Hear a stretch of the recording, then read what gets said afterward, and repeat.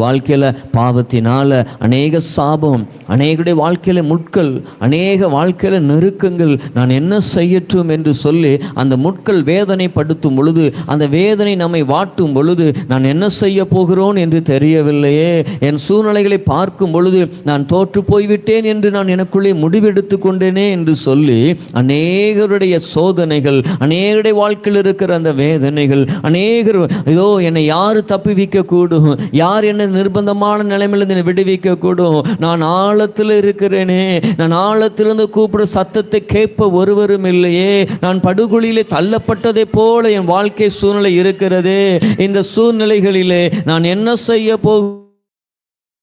எனக்கு தெரியவில்லையே, என்னை காப்பாற்றுவார் இல்லாதபடி என் இருதயம் அங்கலாய்க்கிறதே சொல்லி ரட்சிப்பார் இல்லாதபடி இன்றைக்கு அநேக தத்தளித்துக் கொண்டிருக்கிறார்கள். அவர்களை பார்த்து கர்த்தர் சொல்லுகிறார், நீ என் நாமத்தை அறிந்து கொள்ளுவாய் என்றால் நான் உன்னை விடுவிக்கிற கர்த்தரா இருந்து நான் உன்னை இதோ ரட்சித்து நான் உன்னை ஆசீர்வதிப்பேன் என்று சேனைகளின் கர்த்தர் நமக்கு வாக்கு கொடுக்கிறார். ஆண்டவருக்கு ஸ்தோத்திரம், ஆண்டவருக்கு மகிமை உண்டாகட்டும். அழைக்கப்பட்ட தெய்வ பிள்ளைகளாக இருக்கிற தெய்வ பிள்ளைகளே, அவர் நாமத்தை அறிகிற அறிவை நீங்கள் அறிந்து கொள்ளுவீர்கள் என்றால் அவர் இரட்சகராகவே இருக்கிறார். அல்லேலூயா.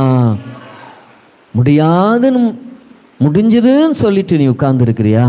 கர்த்தர் சொல்ல, உனக்கு நான் புதிய துவக்கத்தை தருவேன், நான் உனக்கு புதிய மாற்றத்தை தருவேன், உனக்கு நான் புதிய காரியத்தை செய்வேன். தேவ பிள்ளையே, அவர் நாமத்தை நம்புங்கள், அவர் நாமத்தை அறிந்து கொள்ளுங்கள்.